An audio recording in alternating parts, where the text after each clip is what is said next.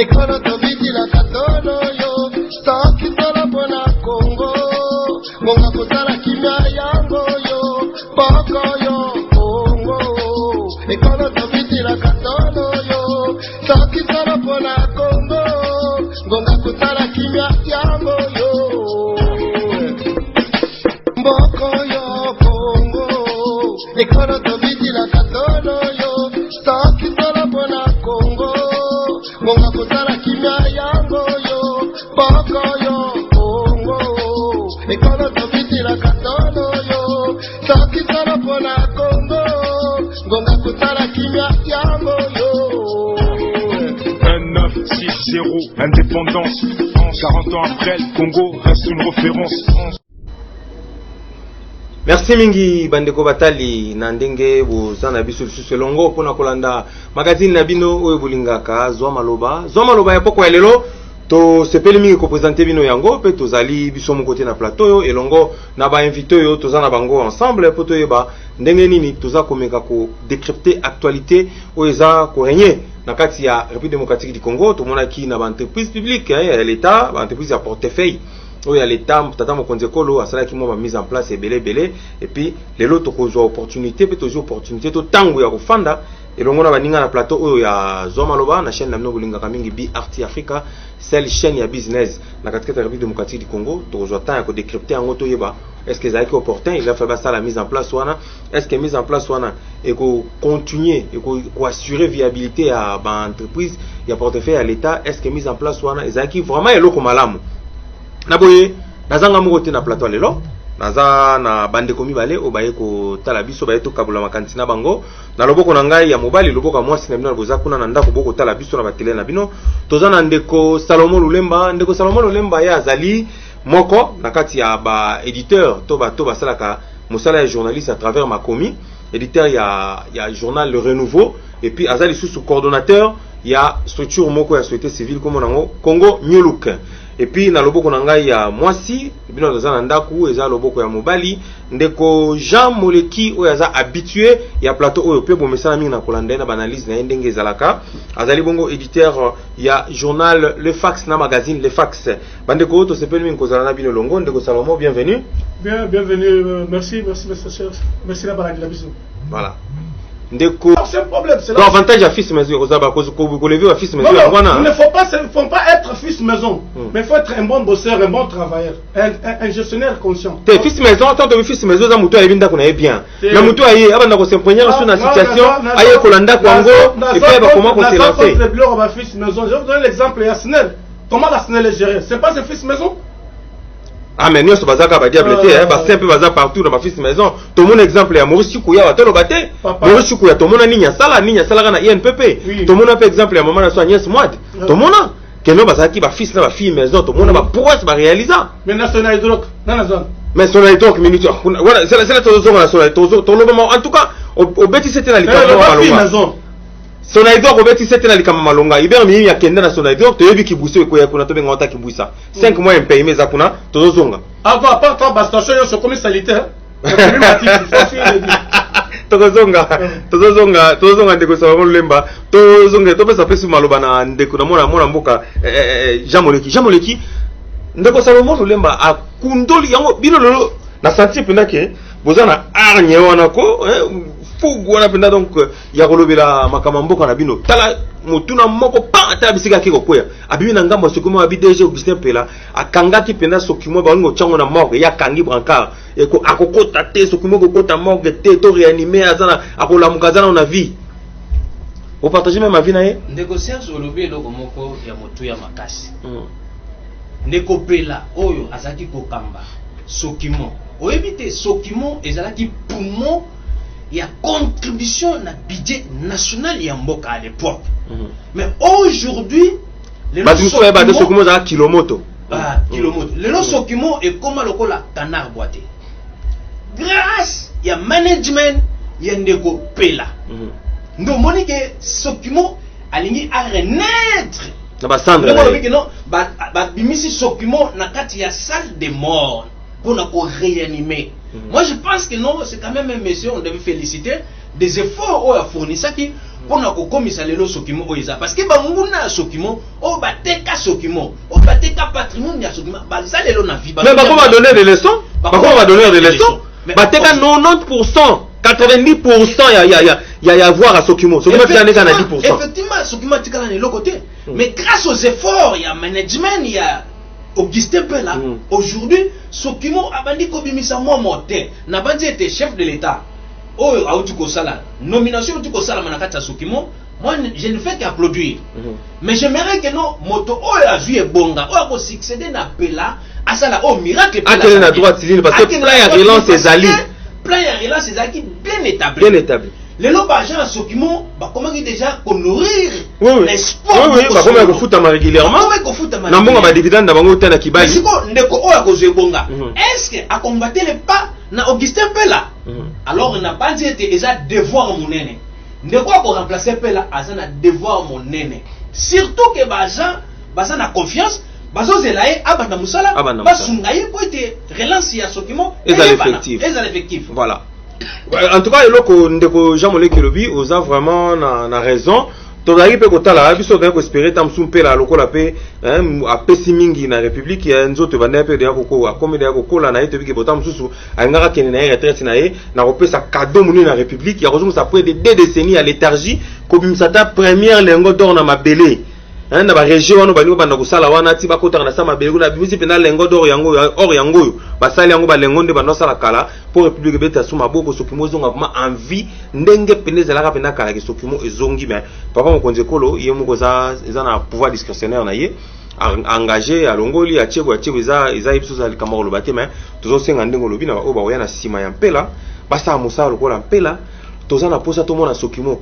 Pendant information bato ba yebate entreprise au kilomoto Sokimo quartier Molar na Bandal kilomoto mbongo na ngonde tongango je camino to tshela ramunoko je camine mbongo a kilomoto ya or a kilomoto etonga ba mbulu wana sana na nizi bamboko na nizi banini bamboka wana tu wana et bakisa lisusu une grande partie ya limité résidentielle mbongo ya Sokimo ngeza oneza ya Sokimo. Voilà, Sokimo a des patrimoines dans ces pays.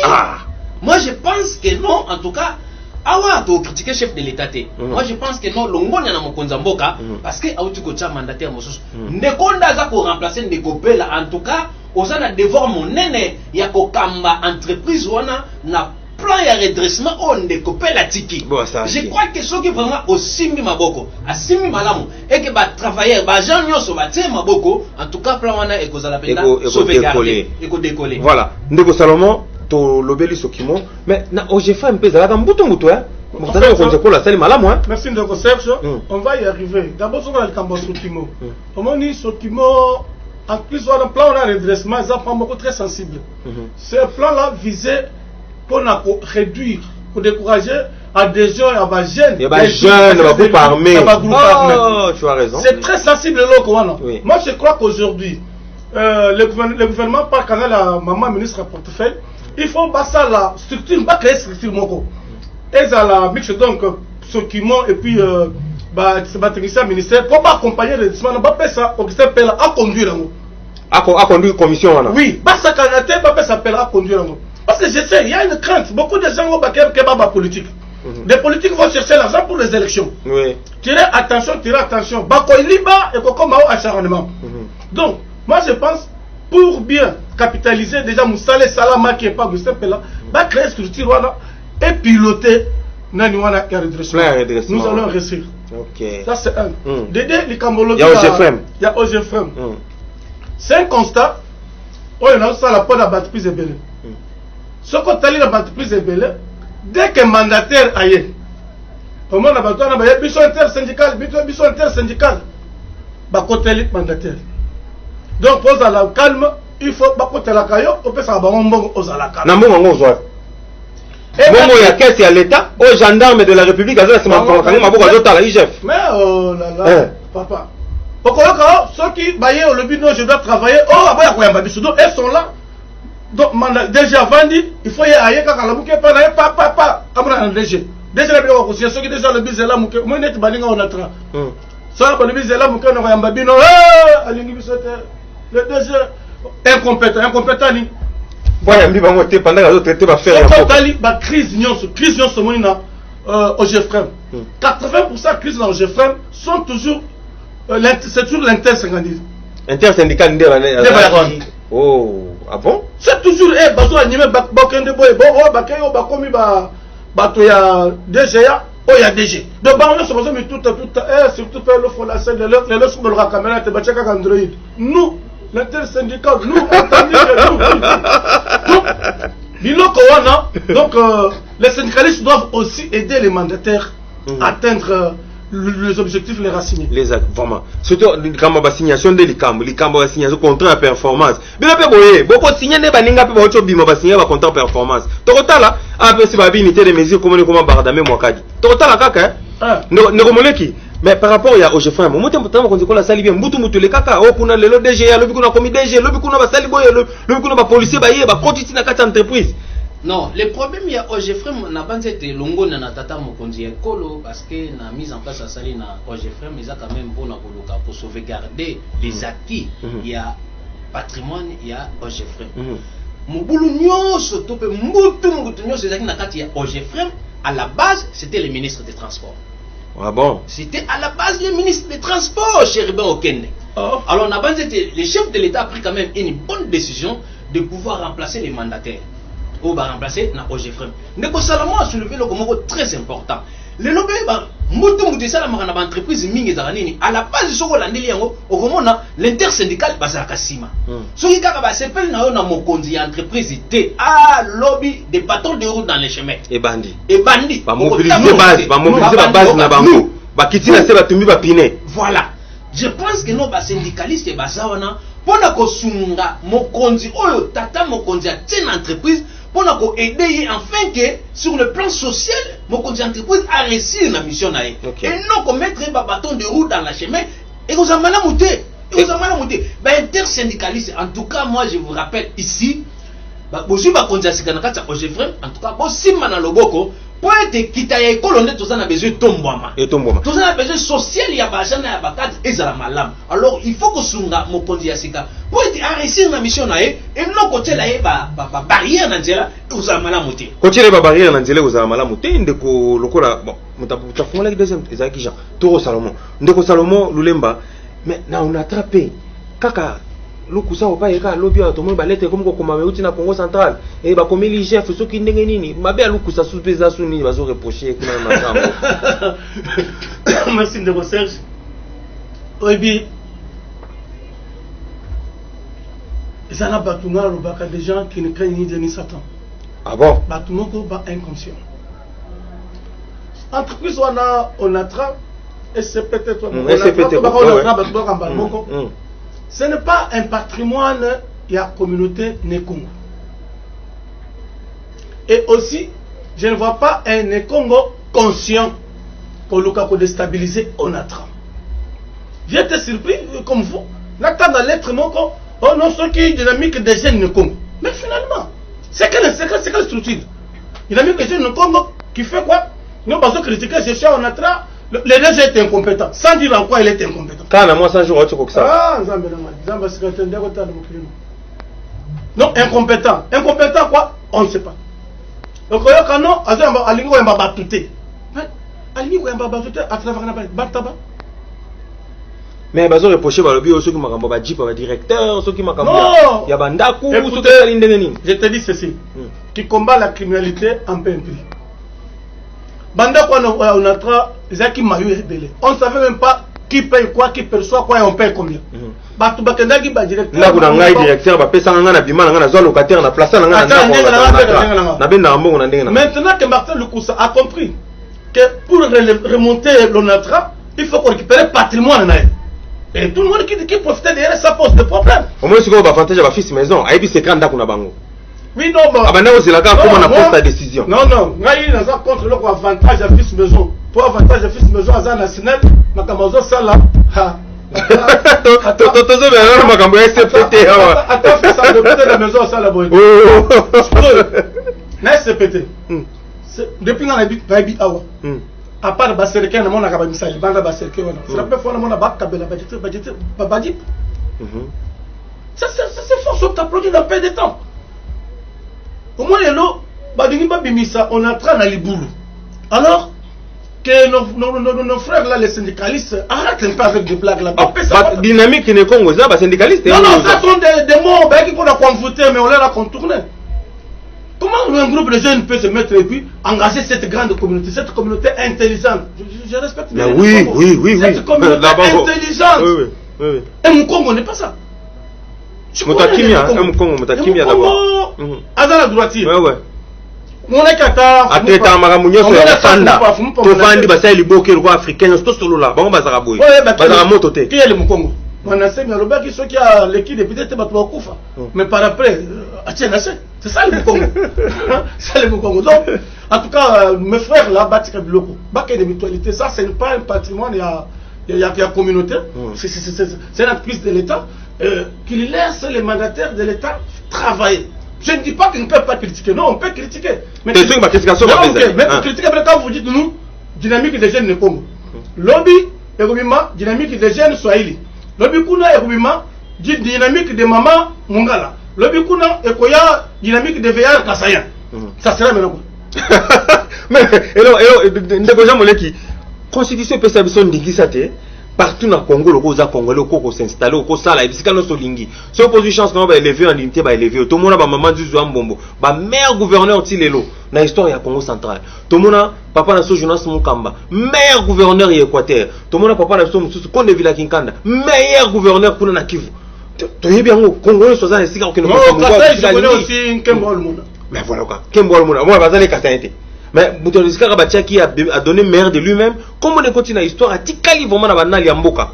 Pourquoi est-ce qu'il faut que le rôle a entreprise autochtone en Onatra, le rôle Onatra a une activité makasi na Congo central, il faut la cale le loko bane Congo.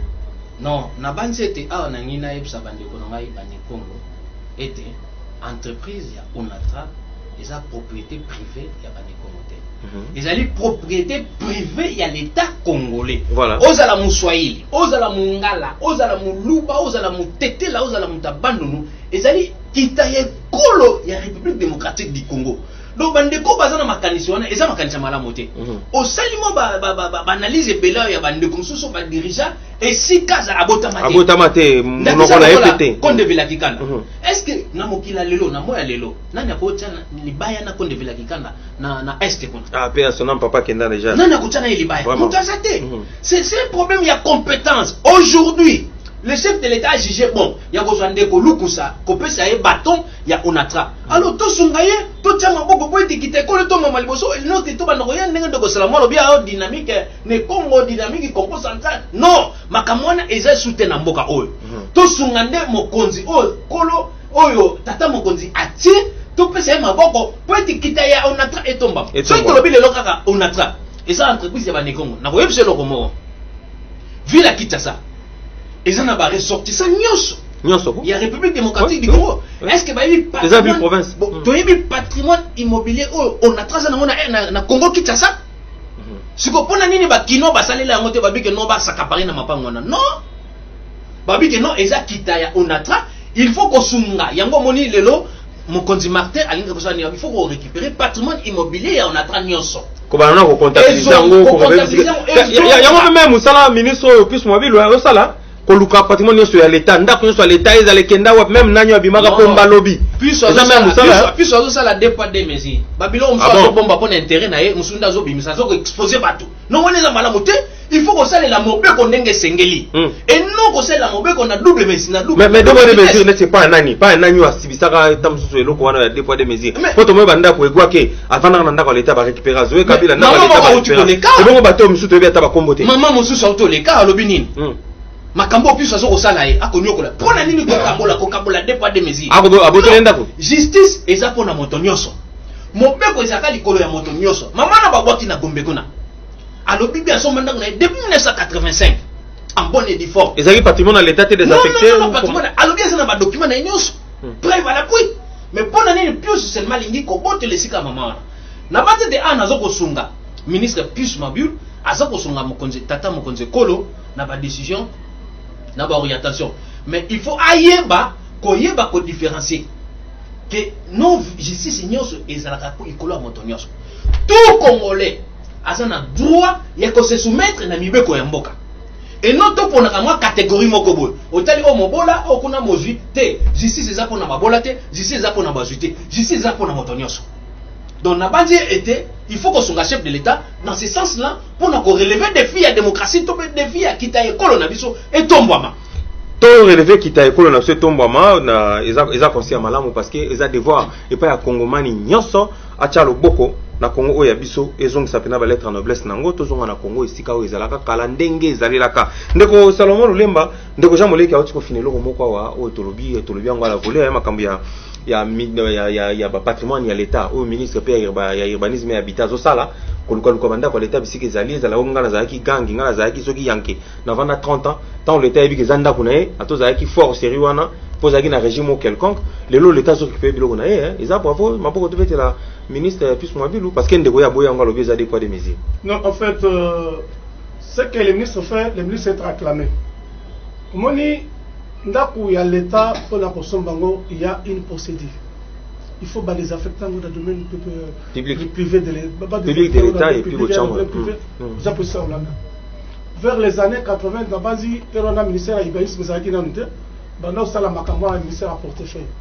Ce que Pousse fait aujourd'hui, il a trouvé déjà un grand travail, une partie de travail abattue par M. Kokonyangi, même si Nakatsuana Kokonyangi a l'ongla Bapir, mais Kokonyangi a salé comme ça, il y avait une commission et salaki.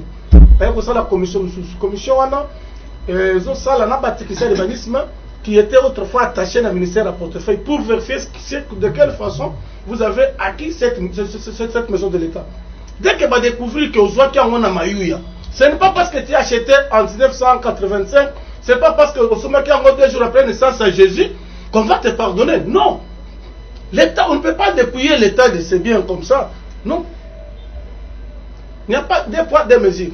On me dit, je suis détenteur d'un certificat d'enregistrement inattaquable. Non, le certificat est inattaquable, mais un certificat acquis sur quel immeuble, un immeuble illicite. Non, non.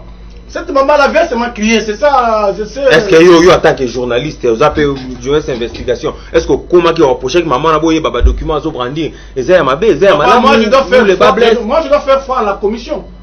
Comment s'est trouvé dans cette commission? C'est qu'on a d'abord identifié les immeubles de l'État. Quand on identifie, on trouve que l'immeuble 250 est à l'État. On trouve M. Moleki qui a construit là-bas. On demande à M. Moleki comment? Non, comme tu le crois en Afdel, comme tu n'y a pas Bakodogo, mais le quoi commandant, mais le quoi. Non, c'est pas ça. Mais non, cette commission-là, est à féliciter. Je vous dis, cette commission-là est à féliciter. Commission est à féliciter. Mais on dit toujours ma campagne. C'est une leçon pour Batoubaye Baké dans les lots. Ceux qui peuvent profiter aussi de l'eau à l'État, les lots.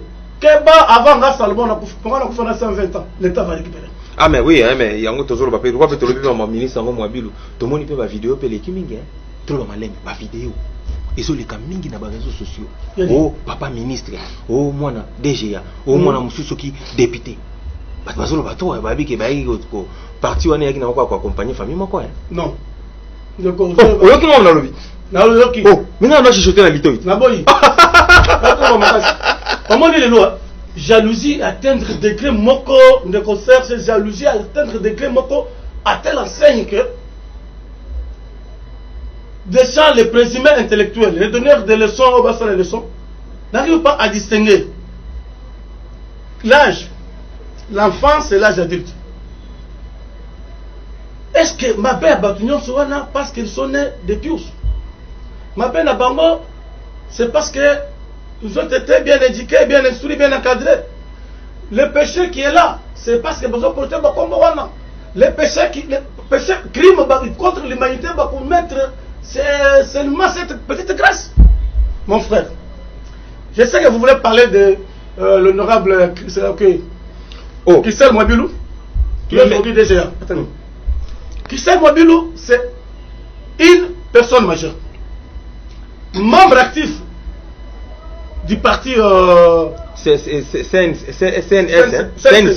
Elle est membre actif et puis membre du bureau politique du parti. Elle est dans un regroupement politique. Je sais pas quoi. Elle est aujourd'hui députée nationale. En même temps, DGA. Parti aussi certains intellectuels. Non, là, il va laisser. Là, elle va laisser.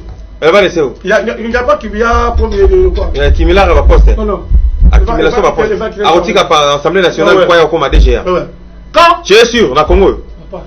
Ça se fait. Tout le monde parle. Maintenant, quand le recoupement a reçu quota poste là, c'est le bureau politique qui a regardé qui peut aller mieux faire sauver l'honneur du parti. Qui peut aller travailler et rester loyal au parti. Parce que plus on connaît ses coups. Vous voyez, c'est tous ceux qui crient ici. Sont des satans qui vous cachent des cornes. Ah bon? Demandez à mon vieux Bahati Lukwebo, il vous dira. Bahati s'est vu traîner, tranguessé par Kim Koulou. M'a dit qu'elle est grosse. Koulou. On t'a dit quoi? Non, pas donner naissance. Non. Non, j'ai lu ça dans Scoop RDC. Scoop RDC. On a dit qu'un Koulou va donner naissance. Mais le vieux n'est pas là. Bon, c'est pas mon problème. C'est pas moi. Scoop. Bon. Bahati en a subi. Pius lui-même en a subi quand il a décidé d'adhérer à l'Union sacrée. Pius en a subi. Et cela servant d'exemple. On ne peut pas. Ozwalelo. Il faut que Tinda Moutou a sali bien d'aider à sauver honneur et à parti des trois très loyaux au parti. Donc, Christelle Mwabilou, elle n'est pas là comme fille à Mwabilou. Elle est comme mandataire, mandatée par sa plateforme et les bureaux politiques de son parti. Ok. Mais ok logique, il y a des Salomon, lobby qui n'ont toujours personnalisé débatté, hein. Tu as dit juste qu'après je te fais un abisso par rapport il y a ndeko nabiso Christelle Mwabilou, bazo taketa tanae que non bango kuna bazana moi na yemo papa ministre député boy parti en final mais ça y a famille Mwabilou ou bien comment? Na rozala d'accord te na ndeko Salomon parce que na Congo ba Congoman ba ko kamwa ete ceux qui zana bato mayele bazaka na famille Pius na bandité. Ezaka na famille Pius te. To CNC Congrès national de nini. Parti en Congrès national ni. Donc c'est-à-dire la partie à Pius donc batamayele bazaka na famille Pius. Non. Tout tika ozuba ba congolais boyeko. Tout tika ozuba ba congolais boye. Tata ministre. Quel a cabinet à Pius? Okomona ba poste JT, ba conseiller financier banana ye. Aujourd'hui, pour appeler ça bandeko information, le lot a nommé, grâce à Naye, a nommé Christelle Mwabilou, DGA, il y a OCC. Vous voyez, successeur Naye, mon nom Mwabilou, il m'a remplacé dans RTGA. Pendant que. Mais RTGA, c'est affaires privées. D'accord, je ne refuse pas. Pendant que la grande sœur, qui est aujourd'hui nommée DGA dans OCC, elle a fait passer 32 mois d'impayement à l'agent. 32 mois. Il est incapable de foutre à l'agent 50 000 francs ou 80 000 francs. Bah, confrère, on a fait RTGA. Bah, confrère, on a vu ça. 32 mois. 32 mois d'impayement. 32 mois d'impayement. Et la personne, il y a un dernier an, a quoi qu'on tombe la quitte à OCC. Non, on n'a pas dit été. Autant qu'on cambe, qu'on tombe qu'on entreprise n'a pas de maïle, n'a pas été. On a mis tunika moutuna. Donc, bateau maïle, non, so bateau dans l'école, on a mis ça. Bazaka na famille à plus. Est-ce que non, tu peux nommer PDG dans l'office de Rousse, à ça ne vient plus. Donc c'est là que dit donc bateau maïle les gars, ça n'a pas de comment ceux qui ont la famille n'a eu ça. Bateau na makamona ya tala. Na parti. Est-ce qu'il y a des membres à partir na parti na bateau maïle. Azama ma partie na mon peka. Non, na tout ça. Comme tu n'as pas connaissance na makamona ba contact na ende sali qui a. Mais moi je me pose la question, pourquoi seulement ba neveu, ba nièce, ba cousin, ba cousine? Est-ce qu'il n'y a pas d'autres Congolais comme ah, mais tous en a preuve que l'Union c'est ça. Mais je vous informe. Ministre je vous informe. Aujourd'hui, c'est sa fille encore qui est remplacée. A remplacé Christelle Mwabilou dans RTGA. On les a fait priver d'abord. Plutôt qu'elle n'a pas entreprise à l'État. Pourquoi seulement que Neveu a plus DGA, il y a office de route. Christelle, DGA. Non, cela veut dire que non, la famille a plus de bazar. Non, la partie on a pas tomber. Je pense que non, il faut qu'on fasse la politique qui a des poids de mesure.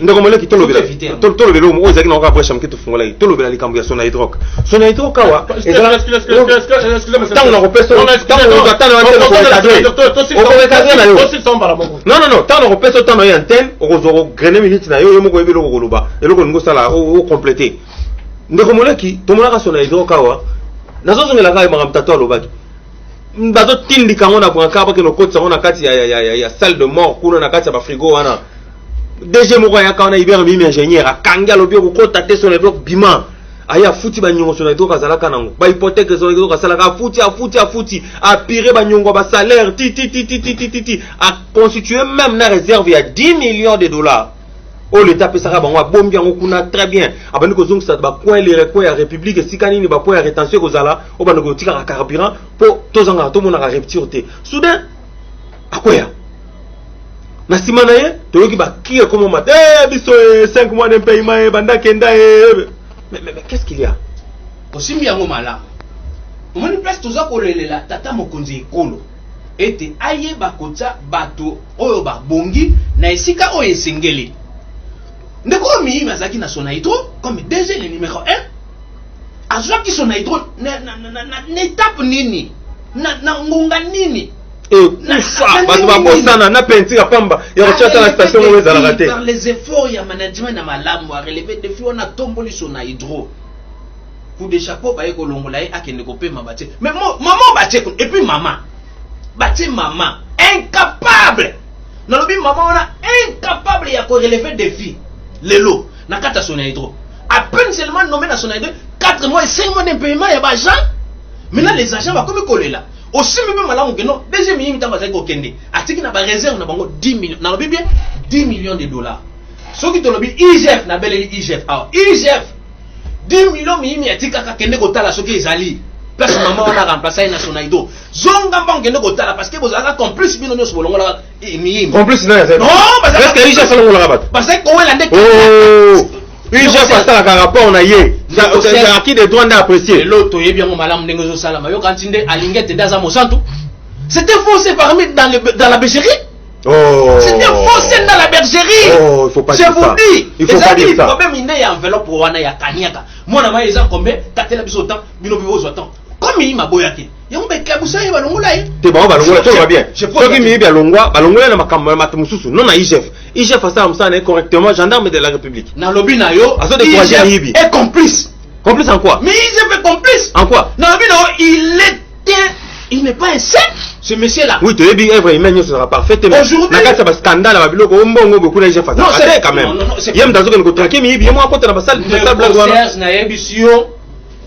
Ce qui va fongoli miso te, makambo to comme na lelo lobby e kozala na ba retomber mo ya makasi.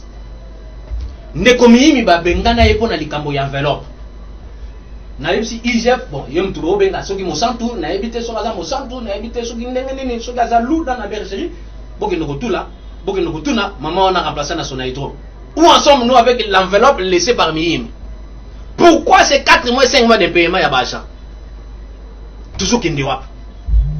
Donc to longoli oyo to latisi mutuso non, je pense que il est temps to sunga mokonzi ekolo na vision oyo azana yango pour ko relever défi ya kita ekolo na biso. Ko relever défi ya kita ekolo ndeko Jean Moleki ndeko Salomon Lulemba oyo occupé oza quand même journaliste oyebi makambo le national donc ba ki eleki ba bazole la mingi on dirait salaire asuka bazoke zaka ko Miyimi afuta ka bakende o février wana o ya février wana kaka et puis ba futa ka soki na mars c'est là non ouais. Bon là ça fait un temps on a les drogues partout matite ma station timbonga usomba nini timbonga usomba show za sous je n'ai pas pompé on a Sona Hydro sur talibé batene nzuluka c'est ce qui montre déjà ce qui se passe là dedans il y a on a le bac que des fois ba nomination sous les abasso dans l'inconnu nous tokoya boye maman enza le sil botala na kitunga ilo te achaki kabem oh achaki kabem na kitunga na make up achaki kabem na make up c'est pas possible c'est place à déjeuner on m'a au poudre na longi donc pour la Sona Hydro ça c'est ça il faut les abattre la bien il faut IGF qui takuna la situation surtout les gamba 10 millions tika la dans ce souvenir de recherche ne Jean Moleki c'est un pasteur il est un homme de Dieu. Il a crié à Jésus-Christ mais il n'a jamais condamné Jésus-Christ qui a travaillé avec ses frères comme disciples. Ça il n'en parle pas. Jésus qui a travaillé avec ses frères comme disciples, il n'en parle pas. Dieu qui est lui-même là au ciel, Dieu est là au ciel, celle à son côté, son fils Jésus-Christ, ça il le croit. Mais quand c'est Pius avec son enfant, tu peux bien. Ah, tu mets quand même. Non, non, mais dis-toi, le plateau il y a attendez. Non, la kuna. il y a les 24 veillards. Pourquoi Dieu ne les met pas à la place de Jésus? Quand Jésus est venu sur terre, il a fait beaucoup de gens. Pourquoi il n'a pas fait des disciples? Lui, Jésus a guéri le chef de Bartimée. Pourquoi il n'a pas tiré Bartimée pour que Bartimée soit disciple? Il n'est qu'avec ses frères. Quand Jésus est allé dans la fête, c'est sa mère qui est venue dire à Jésus, bon, le fait est fini. Et Jésus a agi. Toujours dans la linga. Tu as la fête. Tu as la décide. Maman n'a pas dit. Je suis allé ensemble. Sauf que tu as 12 apôtres. La majorité, de voir Jésus. Biologique. On a le bien même. Sauf que dans le colloque, il y a les 24 veillards. Jean Baptiste, on a juste ça. J'ai donné le banin. Baptiste a montré confiance. Si le bas en dégâts, vous avez été là. Puis ce qui a été déjà roulé d'abord. Puis ce qui a assisté à la rébellion. Dans la tuni, tu as makamoué tuna battu le kuebo. Apika crise. Battu apika crise. Apika crise. Battu apika président la vérité. Maladi bosso battu abengati Android et puis lui montre ma boque. Asimbe on a papier mouchoir raison qu'on doit kobenga collègue cher collègue pourquoi ça cher collègue battu. Alors les lots quand il y a des villages qui veulent partir, on donne la moto pour contrôler. Na parti à tous mobile. Les gens mais tous on les a brèche c'est pour faire voir que le loko ya koina mutu parce que Dieu a fait que abotama et pas tous parce que Dieu a fait que soit parcours à lui, c'est pas normal, c'est pas une raison. Et ça problème tu comprendre que c'est qui sont. Et puis madame Somme taza la compétence na ya na chance azwa na ye fonction moko ça la na mboka. Attribution il gère les finances et entreprises. Mais les kambuté tozo que wala za entreprise à l'état batumi va ça la confusion na poche ya entreprise. L'entreprise privée on gros se servir mais ouais l'état attention. Même privé il faut faire très attention pour ceux qui ont cette entreprise lobby. Bon ndeko molé comme ta fongola ki wana mba ya auto ndeko Salomon quand on a mis en place on toujours connaît toujours koloba oui salama ki avant nous salama siko mais tout le bien pena mukemo INPP est-ce que INPP et ils ont fait ça espoir les sous INPP ouais ils ont fait ça espoir mais INPP ça aux diriger dans maboko ya pas non moi je sais qu'il y a depuis que tu es parti l'INPP n'a pas d'actualité il y a mon agara bon donc tu connais que là INPP kenda tu mets INPP zali ça fonctionne Patrick Tchoupiaza on a tout cas il avance pas au de combat quand il va quand mais non il se bat quand même non bon il se bat pour s'acheter ce qu'il s'achète moi ça me dit absolument rien mais je vous dis tu sais INPP avec Tchoupiaza comment qui est référence d'Afrique donc on nous copie nous comme modèle on devait importer l'expertise il y a RDC pour Ekende ailleurs. Mais le lot, est-ce que quelqu'un qui a une base peut s'occuper de tu vois, et pas souvent dans les c'est perdu. Ce n'est pas possible. C'est perdu. Oh, donc pour nous, Chikuya, il fallait être inamovible, Chikuya irremplaçable, Chikuya tika na INPP, c'est comme on zamba ko bengai, azala ka déjà na INPP. Non, Chikuya irremplaçable. Ma passé flambeau na mutu mususu. Ferait mieux. Que Chikuya a remplacé et après lui, celui qui est là perd le nom. Et ça, nous avons la caution numéro 9. Yo comme bête à 4. C'est ce qui se passe à l'INPP. On n'avance pas. Chikuya devait créer des trucs, des partenariats, des programmes. Au lieu de mettre le locoto, koto, basalibo.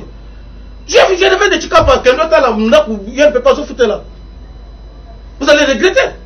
Ah mais vous avez bandit en attendant à Sumpité, c'est-à-dire, ils arrivent même à attendre à Chikuya, il y a une pépé na Chikapa, il y a un côté. Non, non, il y a une pépé na Chikapa, il y a un immeuble à Talau. Bah ça va vous foutre. Devant la banque. Ce qu'on dit, bah bimisi, bah mon point, un paiement, bah c'est insolvable, hein. Non. Il y a quelqu'un disposé à répondre à cela. Oh mais non, non. Bon, le coup là, au lobby, il y a quelqu'un, le quoi vous appelez, on a qu'on débattre, comme ça qu'on débattre, on a fait ça point de vue par rapport à ça. Oh, il n'est pas important, il y a le PP, ça, tu le sais, quand même, répondre à la place. Il y a la vérité qu'il y a PP, ça Neko jamole qui to zolo bela pe INPP bango pe ba ota ko mon konzi ko le SM en fait mon konzi ya sika ta ko za siko teme et ça quand même moi mikolo muke wa chaki pe mon konzi musa sika kuna na banzete na ko songa ndeko Salomon pas comprendre entreprise ya l'état ils ont toujours na continuité à faire INPP ndeko Chikuya asalaki na tango na ye mokonzi mboka alwaki no azwa pe bâton apesa na moto mususu lelo oyo pe toza pe na Kayembe Patrick c'est lui maintenant Zokamba INPP. Na banze te soko osali tour na kati ya INPP au monde kino na kati ya INPP climat ezokoleka malamu.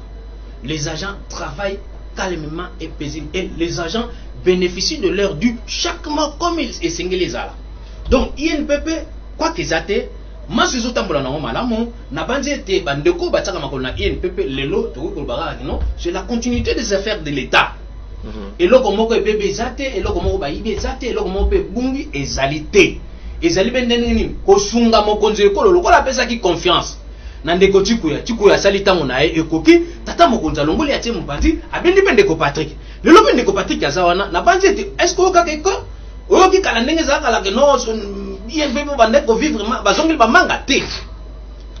Mais bamanga wana elongwaka déjà à l'époque chikuya longola déjà bamanga wana. Est-ce que boyoki sangwana ezongi? Non, parce que la continuité ya ba faire réalité ezali kotambusama na ndenge longola. Le nom de Patrick à la tête de l'INPP. L'INPP ezali toujours malamu.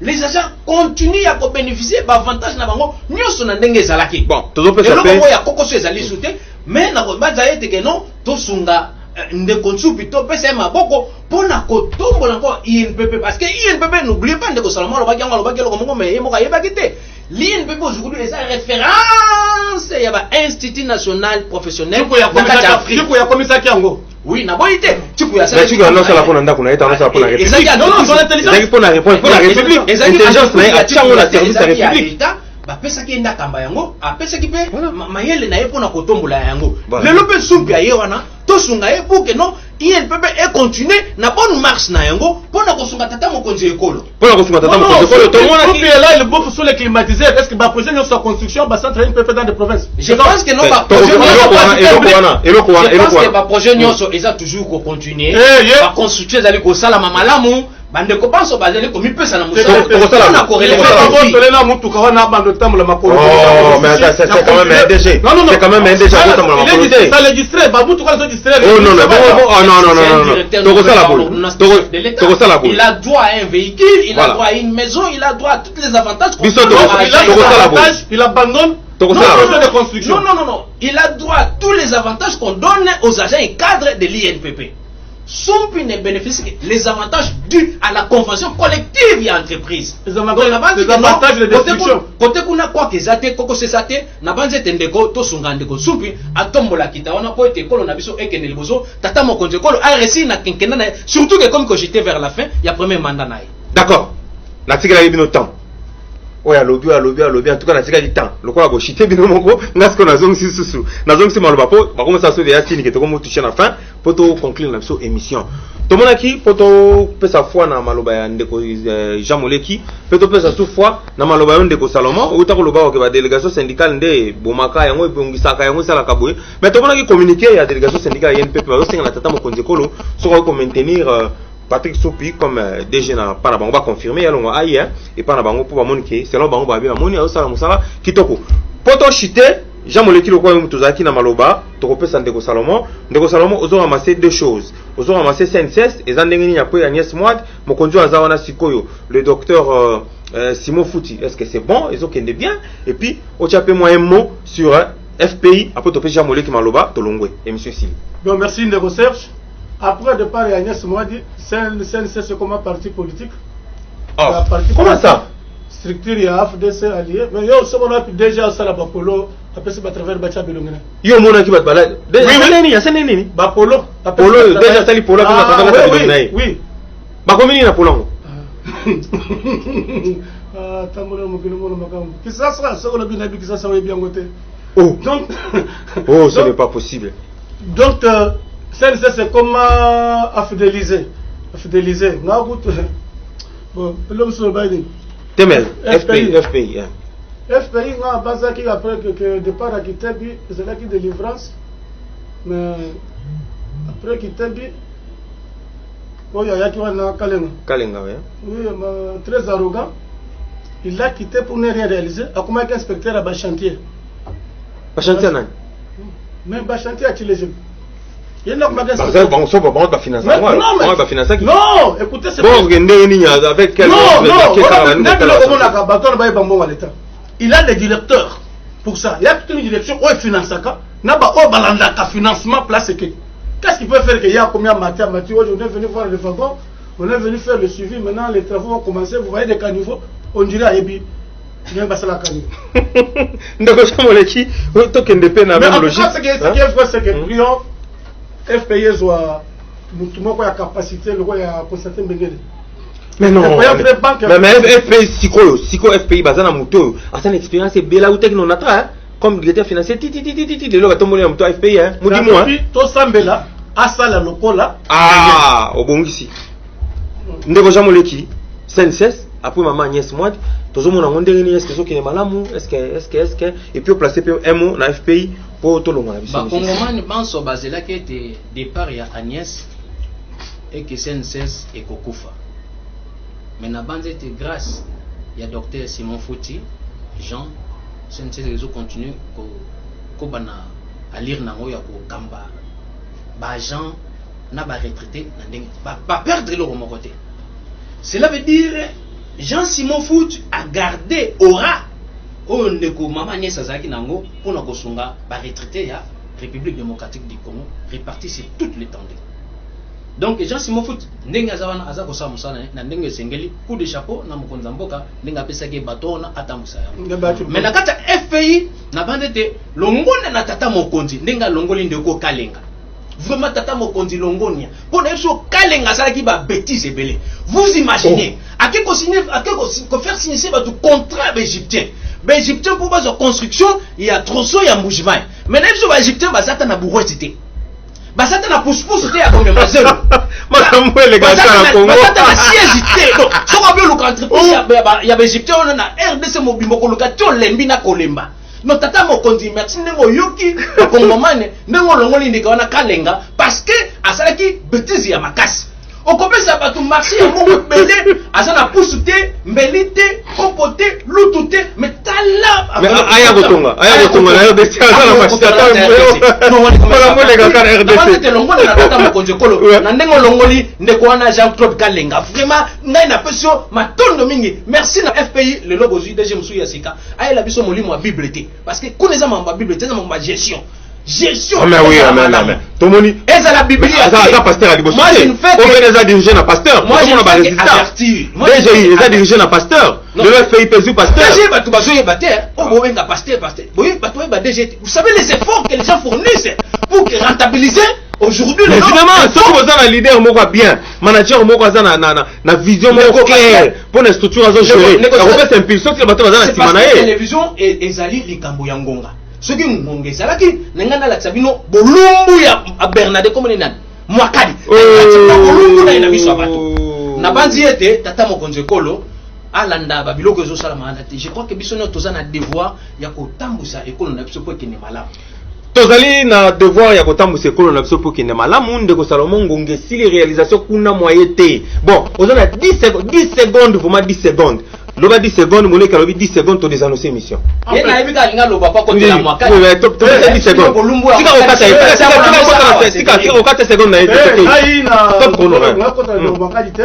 Je le félicite, il fait bien le travail. Mais abandon au téléphone, tu as le nom au téléphone. Oh, est-ce que ma camarade va peiner moi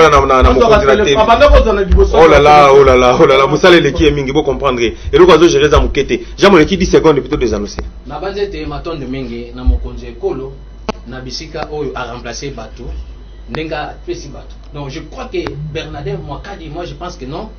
Nzambe asunga tata mokonzi kolo merci matondo mingi ndongo longoli ndeko Jean-Claude Kalenga nenga te kofana na chômage afana na chômage ay ba ndenge chômage a la chômeur te pas fils maison a rejoindre directeur papa très directeur na tata mokonzi longoni na yo pena ndongo longoli ndeko Justin merci ndeko Justin ndenge ozalaki na biso kuna tozo des relations mission Ngonge sili moya ko sa eloko msuza suste Ngonge sili ndeko na ngai Ngonge sili ndeko Justin Bendele merci na ndenge ozalaki na biso na réalisation ndeko Sami Tsumbu merci na coordination pe bande konoso lelo tozalaki elongo na plateau oyo na ndeko Salomon Lulemba azali éditeur ya journal Le Renouveau pe Azali porteur ya vision ya Congo New Look, c'est lui le numéro 1 ya elo kwa structure en société civile. Ndeko Jamoleki ya journal Les Fax pe magazine Les Fax. Merci tozaki na bango to sololi kaka ba mise en place tout salama na ba entreprise publique. Na yebike moko bisika bozwami oyo ki ya malamu bomba oyo ki ya mabeso mo to bunga muke olimbisi kara boende ekolo etonga maka malema tozo poussa na tito kokoma